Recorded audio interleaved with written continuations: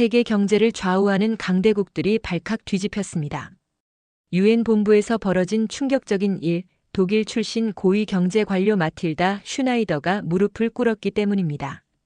그녀는 평생 아시아를 무시해왔던 냉혹한 현실주의자였죠. 특히 한국을 두고는 자원도 없는 나라가 언제까지 버틸 수 있겠나며 코웃음을 쳤습니다. 그런데 놀랍게도 그 마틸다가 유엔 회의에서 경악스러운 발언을 했습니다. 한국을 전 세계 무자원국 개발 모델로 추천한다는 것이었죠. 도대체 그 일주일 동안 한국에서 무슨 일이 벌어졌던 걸까요? 석유 한 방울 나오지 않는 이 나라가 어떻게 세계 최고의 경제 전문가를 굴복시킬 수 있었을까요? 지금부터 그 충격적인 진실을 마틸다의 입을 통해 직접 들어보겠습니다.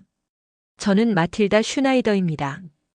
유엔 지속가능성 개발국에서 고위 자문관으로 일하고 있죠. 경제학 박사, 사회학 박사. 45년간 살아오면서 세계 각국의 경제 모델을 분석해왔습니다. 냉철하고 논리적인 판단만이 살 길이라고 믿어왔어요. 이번 아시아 순방은 특별한 의미가 있었습니다. 유엔에서 주관하는 무자원국 개발 모델 보고서를 작성하기 위한 마지막 여정이었거든요. 싱가포르, 일본, 중국을 거쳐 한국이 마지막 순서였죠. 솔직히 말하면 한국에 대한 기대치는 바닥이었습니다. 자원도 없고 분단 국가에 고속 성장 후 지쳐가는 국가라는 게 제 판단이었거든요. 아시아에 대한 불신도 한몫했죠. 3년 전 일본과의 공동 프로젝트를 떠올려 봅니다. 마사루라는 일본인 경제 관료와 함께 아시아 금융 모델을 연구했었는데 그 과정에서 뼈아픈 배신을 당했거든요. 데이터를 조작하고 중요한 정보를 숨기고 결국 프로젝트는 완전히 실패했습니다. 그때부터 제 마음속에 자리 잡은 편견이 있었어요.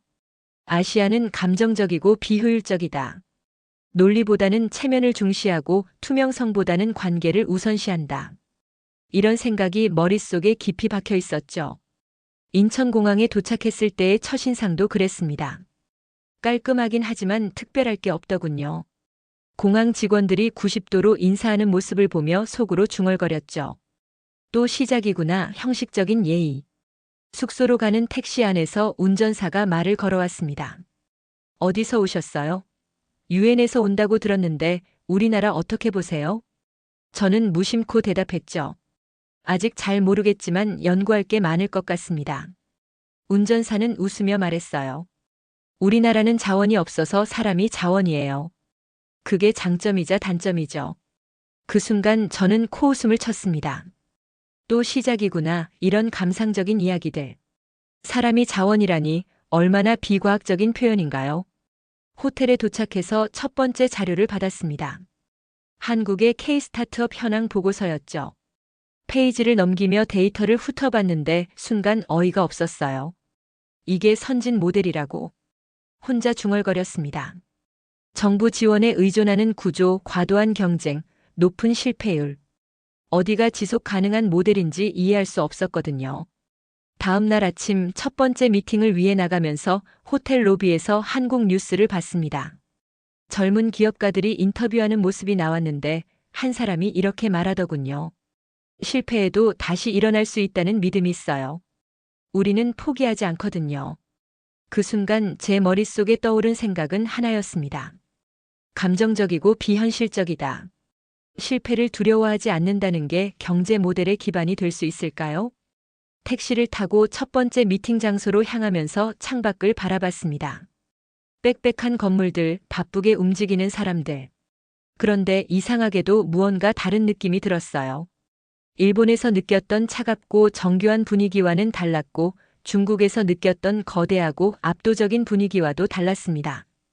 뭔가 더 역동적이고 더 살아있는 느낌이었죠. 하지만 저는 그 느낌을 무시했습니다. 감정에 휘둘리면 안 된다고 스스로에게 말했어요. 객관적이고 냉정한 분석만이 진실을 보여줄 수 있다고 믿었거든요. 미팅 장소에 도착해서 한국 담당자들을 만났습니다. 정중하지만 어딘가 어색한 인사를 나누며 생각했죠. 이들도 결국 형식적인 예의를 중시하는 아시아인들이구나. 그런데 한 가지 이상한 점이 있었어요. 다른 나라 관료들과 달리 이들은 자신들의 성과를 과도하게 자랑하지 않았거든요. 오히려 부족한 점들을 먼저 이야기했습니다. 저희도 아직 부족한 점이 많습니다. 하지만 계속 배우고 있어요. 이런 식으로 말하는 거죠. 처음에는 겸손한 척하는 것 같았는데 계속 들어보니 뭔가 다른 느낌이었습니다. 진짜로 자신들을 믿지 못하는 것 같았어요. 그 순간 제 마음속에 묘한 감정이 들었습니다. 이상하게도 이런 모습이 의외로 다가왔거든요. 다른 나라에서는 볼 수 없었던 모습이었죠. 하지만 저는 곧바로 그 감정을 떨쳐냈습니다. 지금은 감정적으로 판단할 때가 아니라고 생각했어요. 냉정하고 객관적인 분석이 필요한 시점이었죠. 이렇게 한국에서의 첫날이 시작됐습니다. 아직은 모든 것이 예상 범위 안에 있다고 생각했어요. 하지만 앞으로 제가 경험하게 될 일들이 제 모든 편견을 산산조각 낼 줄은 꿈에도 몰랐죠. 둘째 날 서울 시내 한 호텔에서 유엔 주간 세미나가 열렸습니다. 각국의 경제 모델을 발표하는 자리였죠. 저는 의자에 앉아 노트북을 켜며 생각했어요. 드디어 제대로 된 데이터를 들을 수 있겠구나. 일본 대표가 먼저 나섰습니다. 마사루였어요. 3년 전 그 배신의 장본인이죠. 그는 여전히 자신만만한 표정으로 발표를 시작했습니다. 일본의 정밀 전략 모델은 완벽한 시스템입니다. 모든 것이 계획대로 진행되고 실패율이 거의 없죠. 데이터는 인상적이었어요. 하지만 제가 아는 그의 성격을 생각하면 뭔가 숨기고 있다는 느낌이 들었습니다. 중국 대표가 이어서 발표했습니다. 우리는 시장의 힘과 확장성에 주목합니다. 규모가 곧 경쟁력이에요. 압도적인 숫자들이 스크린을 채웠죠. 하지만 지속 가능성에 대한 의문이 들었습니다. 마지막으로 한국 대표가 일어섰어요. 중년 남성이었는데 마사루나 중국 대표와는 확연히 다른 분위기였습니다. 조용하고 차분했죠. 저희 모델은 사람 중심입니다. 사람을 키우고 사람이 성장하면서 경제도 함께 발전하는 구조예요. 순간 저는 속으로 한숨을 쉬었습니다. 또 감정적인 이야기구나. 구체적인 데이터는 어디 있는 거죠? 그런데 마사루가 갑자기 손을 들었어요. 잠깐만요. 사람 중심이라는 게 구체적으로 무엇을 의미하는 건가요? 한국은 창의성 없이 다른 나라 모델을 반복하기만 하는 나라 아닌가요? 회의장이 조용해졌습니다. 노골적인 도발이었거든요. 한국 대표는 잠시 당황하는 듯 했지만 침착하게 답했어요. 저희는 다른 나라에서 배우되 우리 방식으로 발전시켜 왔습니다. 그 과정에서 사람이 가장 중요한 자산이라는 걸 깨달았죠. 마사루가 비웃으며 말했습니다. 그런 식으로 하면 효율성이 떨어지지 않나요? 감정에 의존하는 경제 모델이 과연 지속 가능할까요? 저도 모르게 고개를 끄덕이고 있었어요. 마사루 말에 일리가 있다고 생각했거든요. 제 차례가 왔을 때 저는 직설적으로 말했습니다. 한국의 모델을 보면서 한 가지 의문이 듭니다. 자원이 없는 상황에서 사람에만 의존하는 것이 과연 지속 가능한 전략일까요? 데이터를 보면 한국은 고속 성장 후 성장률이 둔화되고 있습니다. 이는 모델 자체의 한계를 보여주는 것 아닐까요? 한국 대표단이 조용해졌어요. 아무도 대답하지 않았죠. 저는 그 침묵을 약점으로 받아들였습니다. 또한 한국의 교육 시스템은 과도한 경쟁을 유발하고 창의성을 저해한다는 비판도 있습니다. 이런 문제점들을 어떻게 해결할 계획인가요? 여전히 침묵이었어요. 그 순간 저는 확신했습니다. 역시 아시아 모델은 허상이구나. 마사루가 제 발언에 박수를 쳤습니다. 다른 참석자들도 몇 명 따라했죠. 저는 뭔가 승리한 기분이었어요. 그런데 이상한 일이 벌어졌습니다. 한국 대표가 마지막에 이렇게 말했거든요. 말씀하신 문제점들이 맞습니다. 저희도 그 부분을 인정하고 있어요. 하지만 그렇기 때문에 더 노력하고 있습니다. 완벽하지 않지만 계속 배우고 개선해 나가는 것이 저희 방식이에요. 저는 당황했습니다. 보통 이런 상황에서는 변명하거나 반박하는 게 일반적인데 이들은 문제점을 인정하면서도 포기하지 않는다는 거였죠. 세미나가 끝나고 쉬는 시간에 마사루가 저에게 다가왔어요.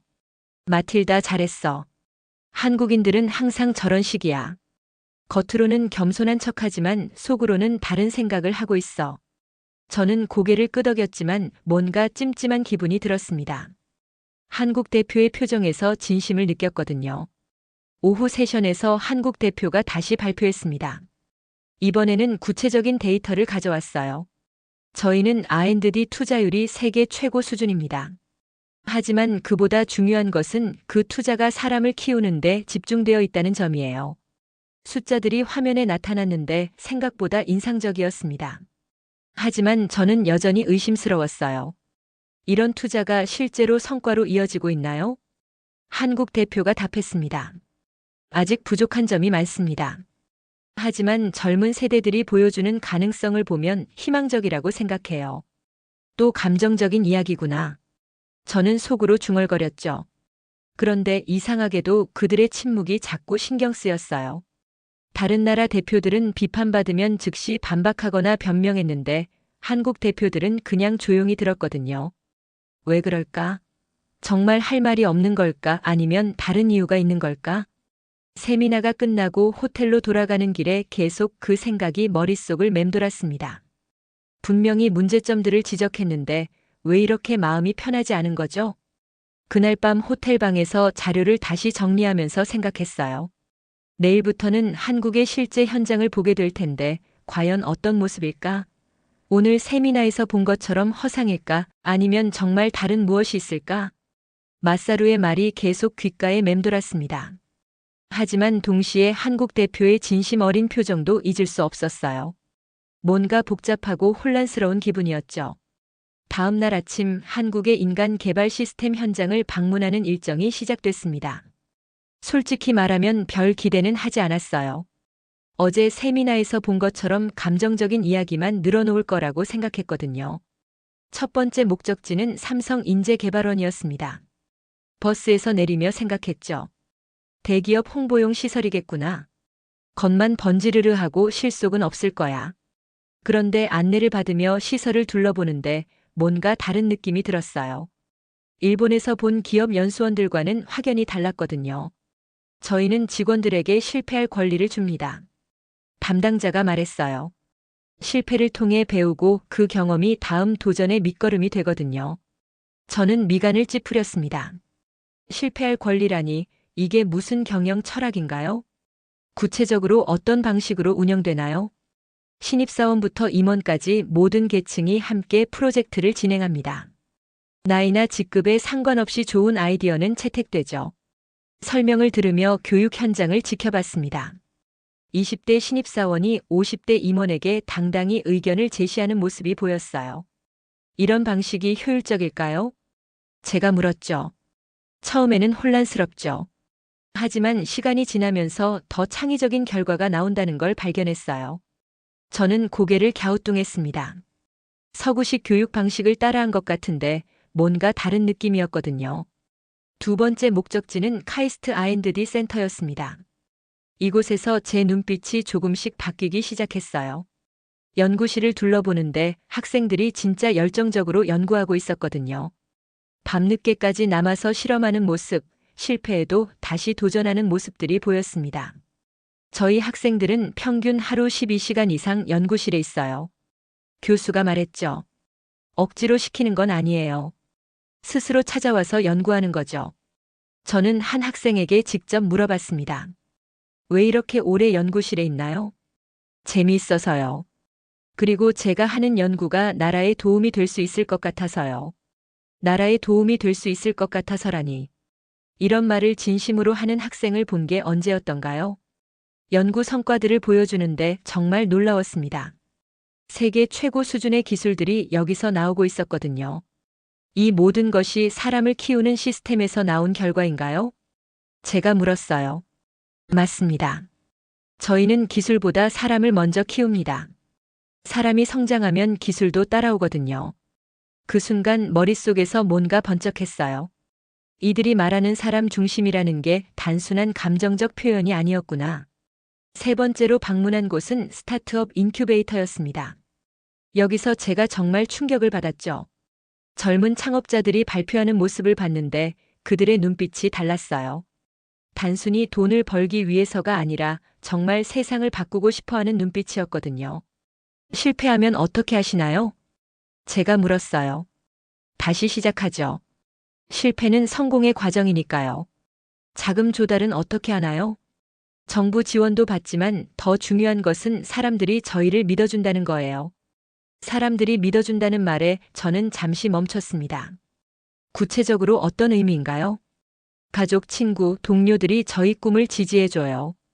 그 믿음이 가장 큰 힘이 되죠. 저는 점점 혼란스러워졌어요. 이런 식으로 경제가 돌아갈 수 있나요? 믿음이 자본보다 중요하다는 게 가능한 일인가요? 하루 종일 현장을 둘러보고 나니 뭔가 이상한 느낌이 들었습니다. 제가 예상했던 것과는 완전히 달랐거든요. 모든 과정이 사람을 키우기 위한 구조화된 훈련 시스템이었어요. 단순히 기술을 가르치는 게 아니라 사람 자체를 성장시키는 시스템이었죠. 버스로 돌아가는 길에 문득 깨달았습니다. 이 나라는 사람을 자원처럼 취급하는 게 아니라 자원보다 위에 두고 있구나. 그날 밤 호텔에서 하루를 정리하며 생각했어요. 혹시 내가 뭔가 잘못 생각하고 있었던 건 아닐까? 하지만 곧 고개를 흔들었습니다. 아직 하루밖에 보지 못했어요. 좀 더 지켜봐야겠다고 생각했죠. 그런데 마음 한구석에서는 계속 의문이 들었어요. 정말 이런 식으로 나라가 발전할 수 있을까? 사람에 대한 믿음만으로 경제가 성장할 수 있을까? 내일은 더 깊이 있는 현장을 볼 예정이었습니다. 그때 진짜 답을 찾을 수 있을 거라고 생각했어요. 저는 솔직히 말해서 그날 아침까지도 회의적이었습니다. 어제 본 것들이 인상적이긴 했지만 결국 보여주기용 아니겠어요? 하지만 세 번째 날 일정표를 보는 순간 눈썹이 올라갔습니다. 스타트업 창업자들과의 직접 인터뷰라니. 이건 예상하지 못했죠. 첫 번째 창업자는 28살 김민준이라는 청년이었습니다. 인공지능 교육 플랫폼을 만든다고 하더군요. 저는 습관적으로 물었습니다. 자본금은 얼마나 확보하셨나요? 그런데 김민준의 대답이 제 예상을 완전히 벗어났습니다. 저희는 자본 대신 사람을 담보로 도전해요. 순간 제가 되묻지 않을 수 없었죠. 사람을 담보로요? 네, 맞습니다. 투자자들도 저희 팀원들의 성장 가능성을 보고 투자하거든요. 기술은 배우면 되고 시장은 만들면 되는데 사람은 쉽게 구할 수 없잖아요. 그 말에 저는 잠시 말문이 막혔습니다.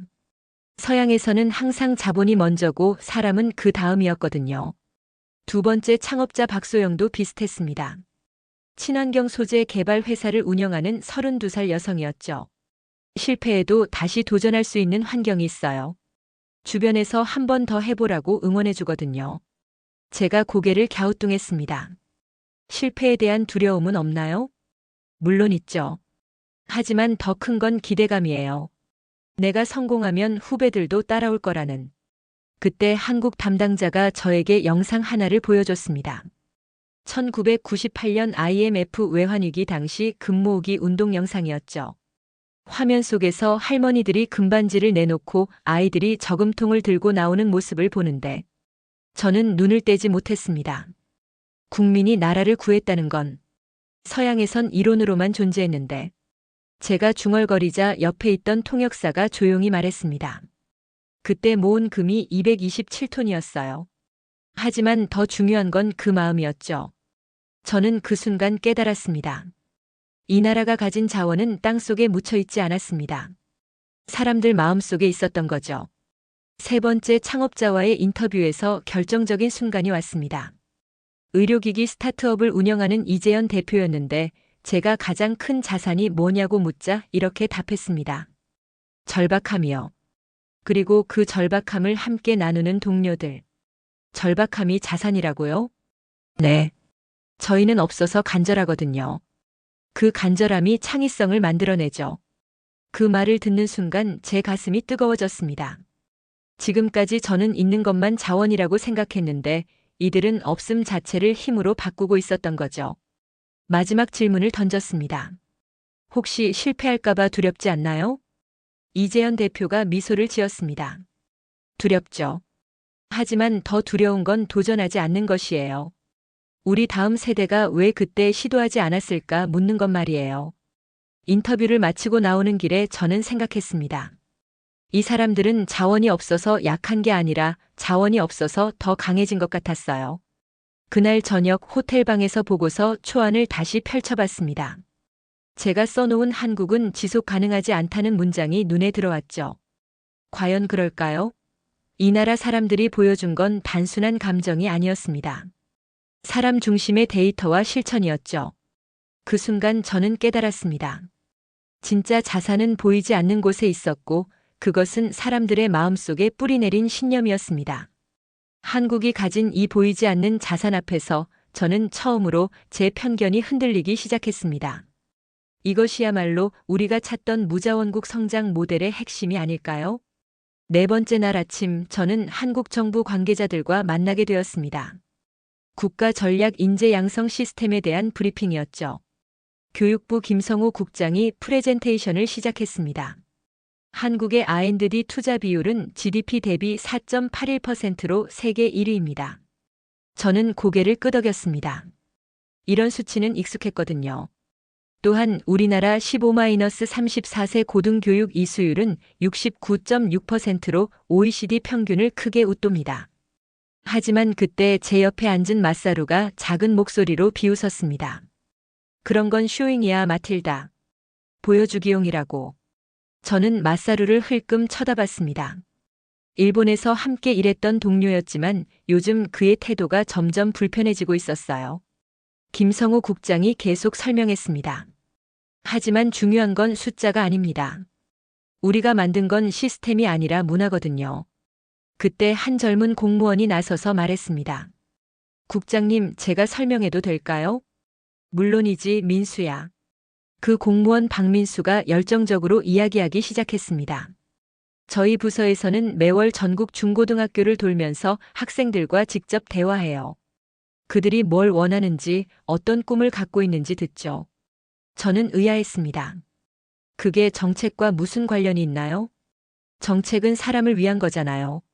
사람이 뭘 원하는지 모르고 어떻게 좋은 정책을 만들 수 있겠어요?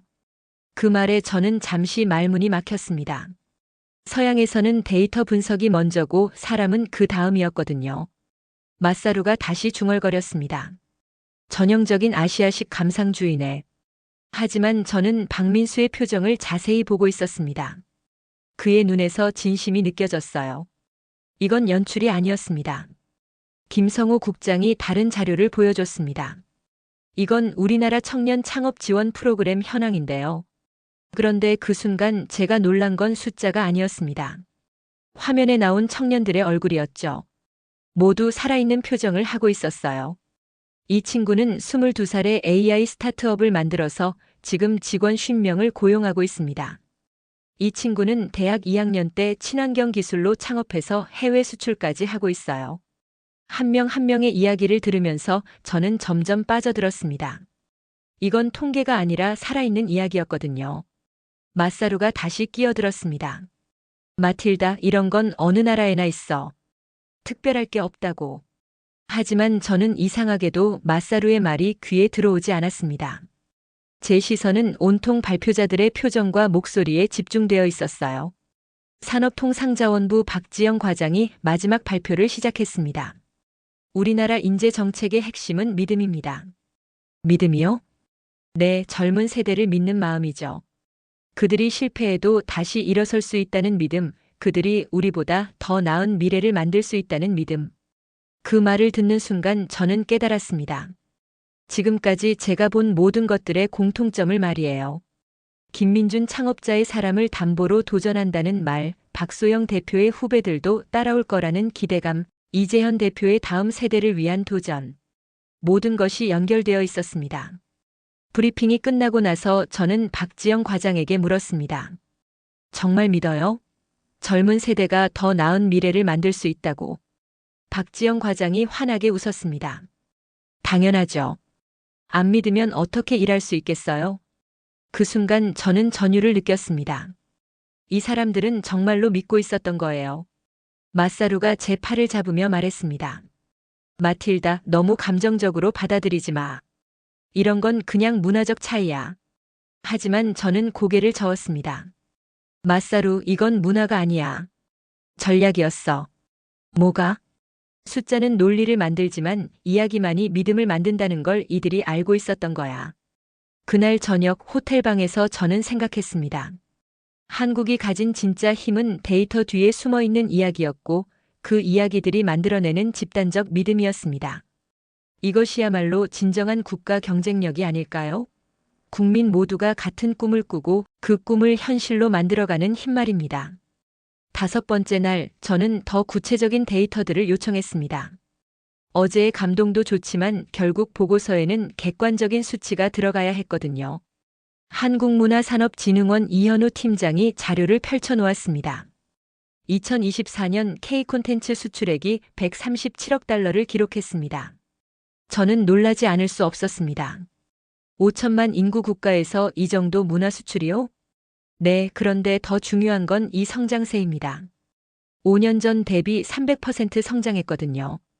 그 옆에서 과학기술정보통신부 김태수 과장이 추가 설명을 했습니다. R&D 투자율은 말씀드렸듯이 세계 1위인데 특히 민간 기업 투자 비율이 압도적이에요. 민간 기업이 그렇게 적극적으로 투자하는 이유가 뭔가요? 정부를 믿고 정부가 기업을 믿고 기업이 인재를 믿는 구조가 만들어졌거든요. 저는 고개를 끄덕였습니다. 어제 느꼈던 믿음이 실제 수치로 나타나고 있었던 거죠. 그리고 이건 글로벌 인재 유치 현황입니다. 화면에 나타난 그래프를 보는 순간 저는 깜짝 놀랐습니다. 한국으로 오는 외국인 연구자와 기술자 수가 급증하고 있었어요. 작년에만 47개국에서 3만 2천 명의 고급 인재가 한국으로 왔습니다. 한국어도 어려울 텐데 왜 오는 건가요? 이현우 팀장이 웃으며 답했습니다. 성장하는 에너지를 느끼고 싶어서요. 여기서는 젊은 아이디어도 진짜로 실현될 수 있거든요. 점심 식사 후 저는 예상하지 못했던 곳으로 향했습니다. 서울 강남구에 있는 중학교였어요. 왜 학교에 가는 건가요? 청소년 창업 캠프가 열리고 있어요. 직접 보시면 이해하실 겁니다. 교실에 들어서자 14세, 15세 아이들이 열정적으로 자신들의 아이디어를 발표하고 있었습니다. 한 여학생이 나서서 말했습니다. 저희는 시각장애인을 위한 AI 안내 앱을 개발하고 있어요. 저는 놀랐습니다. 중학생이 이런 생각을 한다고요? 왜 이런 아이디어를 생각하게 되었나요?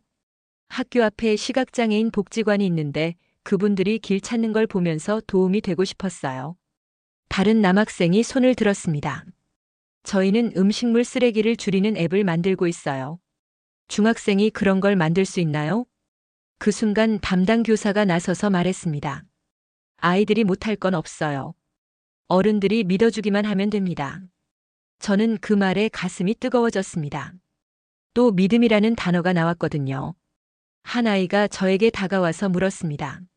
아주머니는 어느 나라에서 왔어요? 독일에서 왔단다. 독일도 이런 프로그램이 있어요? 저는 잠시 말문이 막혔습니다. 독일에서는 중학생들이 창업에 대해 생각할 기회 자체가 많지 않았거든요. 좀 다르구나. 그 아이가 환하게 웃었습니다. 그럼 우리가 더 앞서가는 거네요. 그 순간 저는 깨달았습니다. 이 아이들은 자신들이 세계를 바꿀 수 있다고 진심으로 믿고 있었어요. 캠프가 끝나갈 무렵 한 남학생이 발표를 마치며 이렇게 말했습니다. 어른들이 우리를 진짜로 믿어요. 그래서 저희도 더 열심히 하게 되는 것 같아요. 그 말을 듣는 순간 저는 울컥했습니다.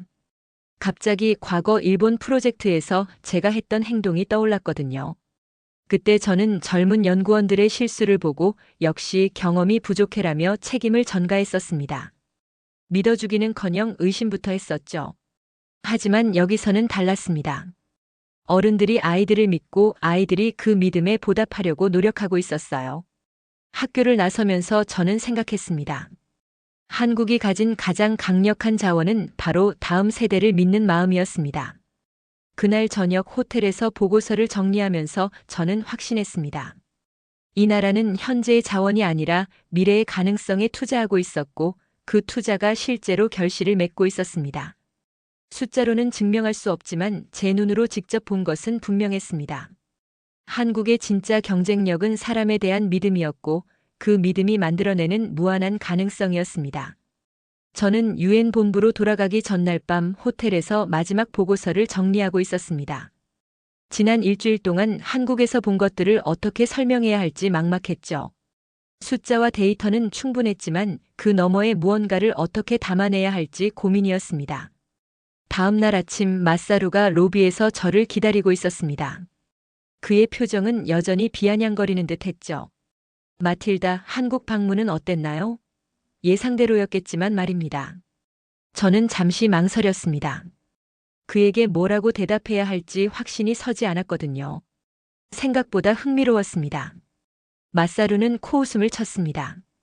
역시 그들의 쇼잉에 속으셨군요. 한국은 곧 무너질 겁니다. 자원도 없고 인구도 줄어들고 북쪽 리스크까지 있으니까요. 당신 보고서에 그런 내용이 들어가야 하는 거 아닙니까? 그 순간 저는 가슴이 답답해졌습니다. 마사루의 말이 일주일 전 제 생각과 똑같았기 때문이죠. 하지만 지금은 달랐습니다. 마사루, 당신은 한국 사람들과 직접 이야기해 봤나요? 이야기요? 그럴 필요가 있습니까? 데이터만 봐도 뻔한걸요. 저는 고개를 저었습니다. 데이터만으로는 설명할 수 없는 게 너무 많았거든요. 공항으로 가는 차 안에서 저는 창밖을 바라봤습니다. 서울의 거리는 여전히 분주했죠. 사람들이 바쁘게 움직이고 학생들이 웃으며 걸어가고 직장인들이 진지하게 대화를 나누는 모습이 보였습니다. 이 모든 것이 일주일 전과는 다르게 느껴졌죠. 유엔 본부로 돌아온 저는 며칠 후 최종 회의에 참석해야 했습니다. 아시아 순방 결과를 발표하는 자리였죠. 동료들은 당연히 일본이나 중국 모델을 추천할 거라고 생각하고 있었습니다. 회의실에 들어서자 익숙한 얼굴들이 보였습니다. 모두가 저의 발표를 기다리고 있었죠. 부장이 말했습니다. 마틸다, 이번 아시아 순방에서 무자원국 개발 모델로 어떤 국가를 추천하시겠습니까? 저는 잠시 숨을 골랐습니다. 준비한 자료를 넘기면서 말했죠. 저는 한국을 추천합니다. 회의실이 조용해졌습니다. 몇 명이 서로 눈을 마주치며 의외라는 표정을 지었죠. 한국이요? 일본이나 중국이 아니라? 네, 한국입니다. 동료 중 한 명이 물었습니다. 구체적인 이유를 말씀해 주시겠어요? 저는 깊이 숨을 들이쉬었습니다. 한국은 절박함과 연대의 인간 자산 모델을 구축했습니다. 이것은 다른 나라에서는 볼 수 없는 독특한 시스템이죠. 인간 자산 모델이라고 하시면 한국은 자원이 없다는 한계를 사람에 대한 투자로 극복했습니다. 단순히 교육 시스템만이 아니라 국가 전체가 다음 세대를 믿고 지원하는 구조를 만들어냈어요. 회의실 분위기가 진지해졌습니다. 저는 계속해서 설명했죠. IMF 위기 때 국민들이 자발적으로 금을 모았던 사례, 스타트업 생태계에서 실패를 용인하는 문화, 그리고 중학생들에게도 창업 기회를 주는 시스템까지. 이 모든 것이 연결되어 있습니다. 부장이 고개를 끄덕였습니다. 흥미롭군요. 하지만 지속 가능성은 어떻게 보십니까? 그 질문에 저는 확신을 가지고 대답했습니다. 석유는 고갈되고 기술은 복제되고 군사력은 늙습니다. 하지만 사람은 배우고 성장하고 다음 세대를 키우죠. 이것이야말로 진정한 지속 가능성입니다. 회의가 끝난 후 동료들이 하나둘 다가왔습니다. 대부분이 제 결론에 놀라워했지만 동시에 궁금해했죠. 한국에서 무엇을 봤는지, 정말로 그 모델이 다른 나라에 적용 가능한지 묻더군요. 저는 그날 밤 다시 한번 한국에서의 일주일을 떠올렸습니다. 처음에는 편견과 선입견으로 가득했던 제가 어떻게 이런 결론에 도달할 수 있었는지 신기했죠. 아마도 한국 사람들이 보여준 진정성과 미래에 대한 믿음이 저를 변화시켰을 겁니다. 한국은 자원이 없다는 약점을 가장 큰 강점으로 바꿔낸 나라였습니다. 그들이 만들어낸 인간 중심의 성장 모델은 전 세계가 주목해야 할 혁신이었죠. 저는 이제 그것을 확신합니다. 회의가 끝나고 며칠이 지났습니다. 동료들은 여전히 제 결정에 대해 의구심을 품고 있었죠. 복도에서 마주칠 때마다 정말 한국이 맞습니까? 라는 시선을 보내곤 했습니다. 어느 날 오후 제 사무실로 베르너 부장이 찾아왔습니다. 그는 평소보다 진지한 표정이었죠. 마틸다, 솔직히 말해 보십시오. 정말 믿습니까? 한국 모델이 지속 가능하다고. 저는 잠시 창밖을 바라봤습니다. 뉴욕의 고층 빌딩들이 늘어서 있었지만 머릿속에는 서울의 풍경이 떠올랐죠. 베르너, 제가 한국에서 만난 중학생이 있습니다. 그 아이는 친구들과 함께 환경 문제를 해결하는 앱을 만들고 있었어요. 실패할 수도 있는 일이죠. 하지만 그 아이의 눈에는 두려움이 없었습니다. 베르너가 고개를 갸웃했습니다. 그게 뭐가 특별합니까? 그 아이가 말했어요. 어른들이 우리를 진짜로 믿어주니까 할 수 있다고 말입니다. 베르너, 이것이 바로 한국의 비밀이에요. 저는 자리에서 일어나 보고서 파일을 펼쳤습니다. 석유는 고갈됩니다. 매장량이 한정되어 있으니까요. 기술은 복제됩니다. 한번 개발되면 다른 나라에서도 따라할 수 있죠. 군사력도 늙습니다. 무기는 구식이 되고 전략은 낡아가니까요. 베르너는 고개를 끄덕였습니다. 맞는 말입니다. 하지만 사람은 다릅니다. 사람은 배우고 성장하고 다음 세대를 키우죠.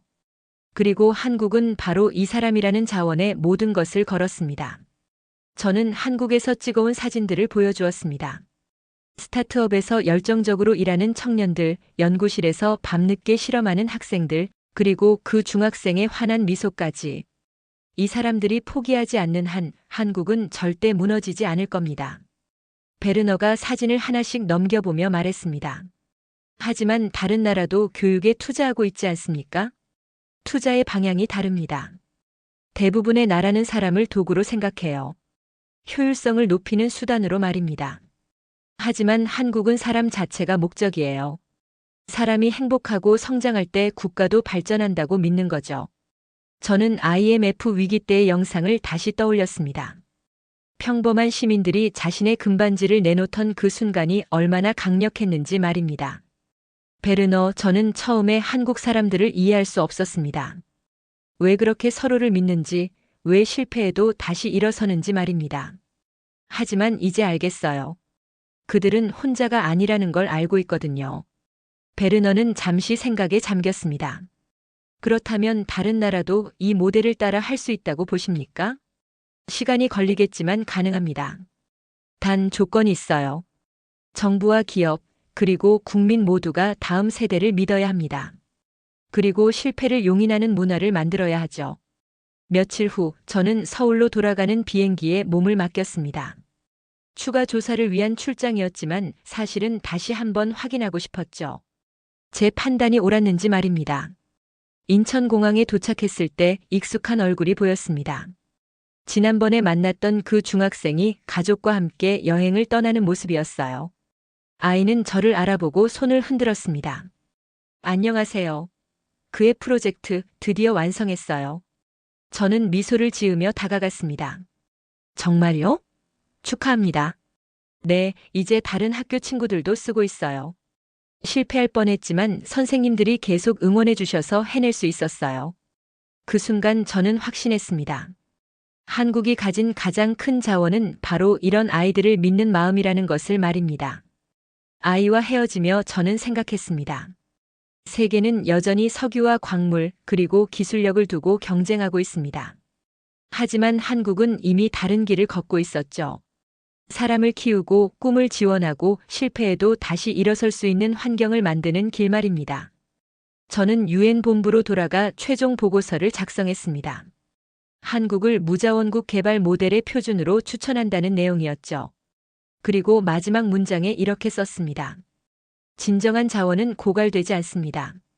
그것은 사람이 사람을 믿는 마음이며 오늘보다 나은 내일을 만들어가는 의지입니다. 한국은 자원이 없다는 약점을 가장 큰 강점으로 바꿔낸 나라였습니다. 그들이 보여준 인간 중심의 성장 모델은 전 세계가 배워야 할 혁신이었죠. 저는 이제 그것을 확신합니다. 그리고 이런 나라를 가진 한국인들이 자랑스러워해야 마땅하다고 생각합니다. 오늘 사연은 여기까지입니다. 세계가 인정한 대한민국의 독보적 자원 들으면서 감격스러우셨나요? 다음에도 대한민국의 더 멋지고 더 감동적인 사연으로 찾아뵙겠습니다. 여러분의 응원과 댓글이 더욱 감동적이고 행복한 사연을 찾는 힘이 됩니다. 구독과 좋아요, 그리고 알림 설정 부탁드려요.